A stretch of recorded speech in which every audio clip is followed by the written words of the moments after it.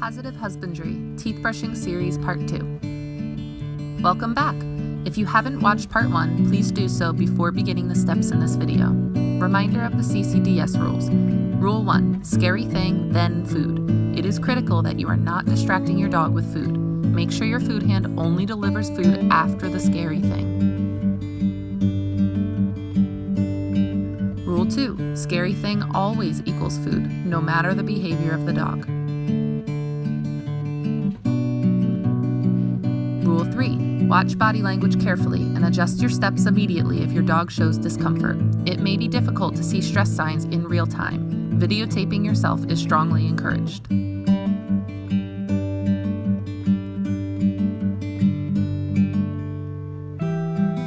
Rule 4. Your session should be easy, fun, and engaging.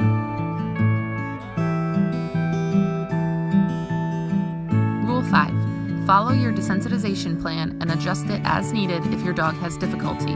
The more you break it down, the faster you progress. Slow is smooth, smooth is fast.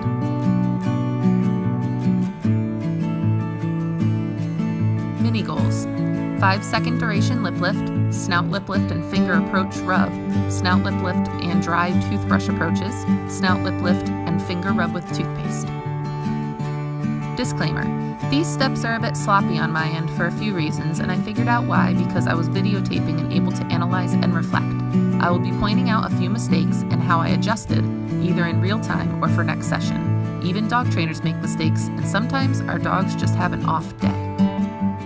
Duration lip lift. Position is still not super important, though most of the repetitions should be taking place in a sit, as that's what I want for my final goal. She offers to lay down on her side because it is typically a heavily reinforced position. Head position, I'm using my hand to entice her to keep her head high versus lowering it. Goal. 3 to 5 second overhand lip lift, holds head still.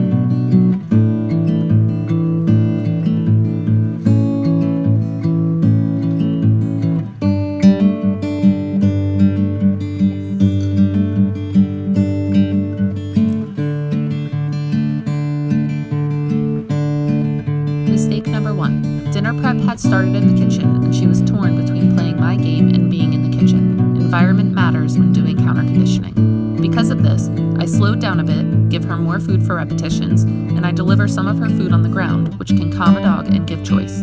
I make a mental note to alter when I do my sessions in the future.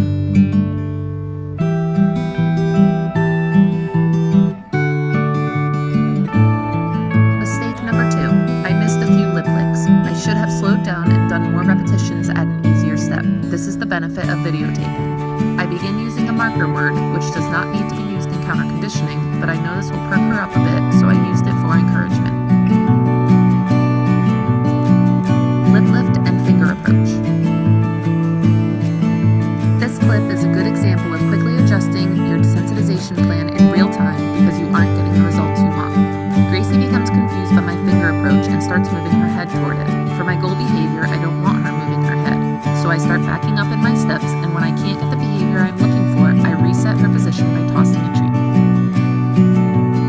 You'll notice that even though I don't want the head movement, she still gets food each time because she was exposed to the scary thing. Rule 2.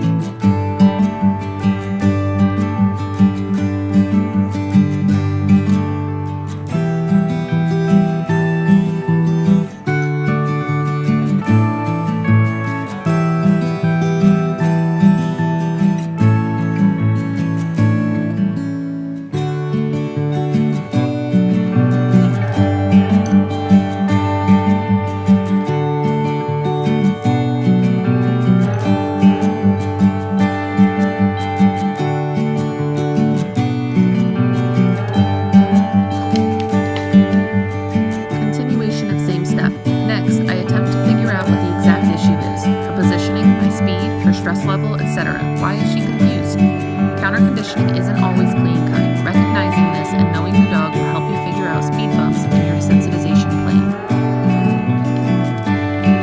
Goal: snout lip lift and finger approach with no head movement.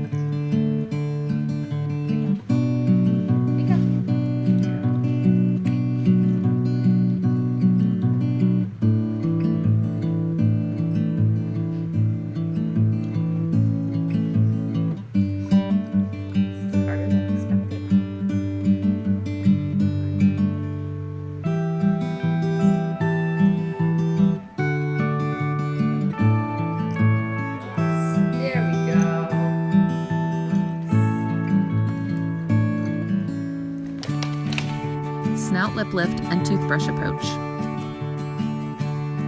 Because she struggled with the finger approach, I start with the toothbrush approach to the side, but quickly work incrementally to face approaches. I give encouragement via praise and marker words here, but this isn't necessary. I'm just proud of her and like to tell her that.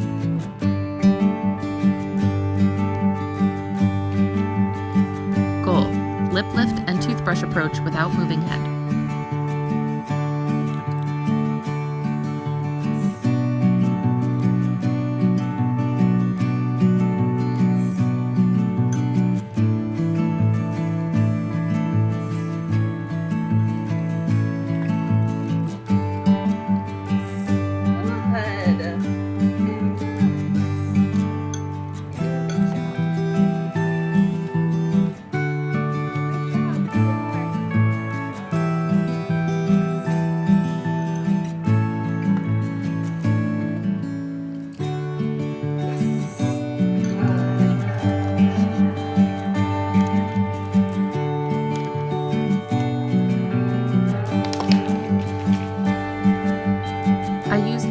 Itself as the reward here. I'm using coconut oil. I end up changing this next session because she doesn't love it as much as I'd like her to. Additionally, I could have given a treat each time I pulled the toothbrush away to follow the counter conditioning rules.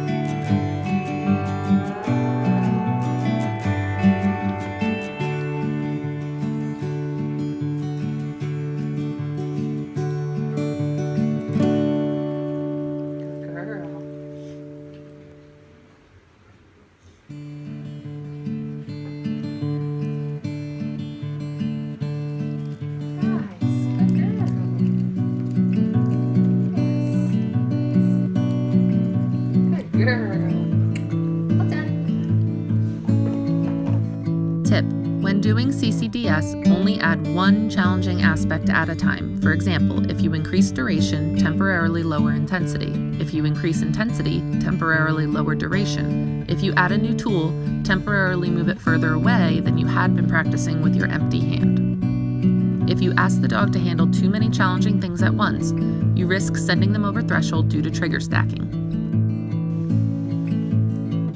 Trigger stacking is when multiple stressors occur over a short period of time. Humans get trigger stacked all the time. Imagine, you wake up late and because you are rushing, you nick yourself shaving and it won't stop bleeding. You hop in the car only to spill freshly made coffee all over yourself, and when you finally get to work, you realize that you had a meeting earlier this morning to attend. Your boss sends an email to talk with him later in the day. Too many stressors all up together leave you stressed and not able to handle much else. When you go to finally get more coffee at lunch to calm yourself for the meeting with the boss, they tell you they are out of your favorite kind. It's the straw that broke the camel's back. You are now over threshold. You're likely to react much more intensely than you normally would because you are already feeling stressed and at your limit.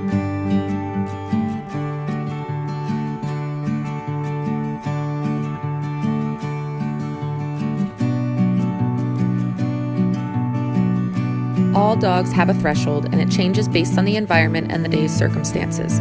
We want to make sure that we never knowingly trigger stack a dog, as it moves us further away from our final goal.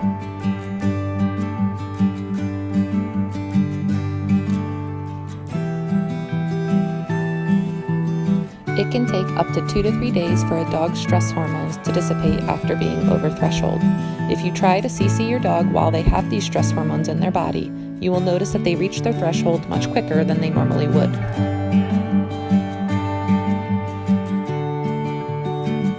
Because of this, anytime your dog goes over threshold, it will significantly slow down your progress in CCDS. Adjusting your sessions to your dog's pace and reading body language will help keep your dog as under threshold as possible, which makes for faster progress. Head over to part 3 to see the next steps.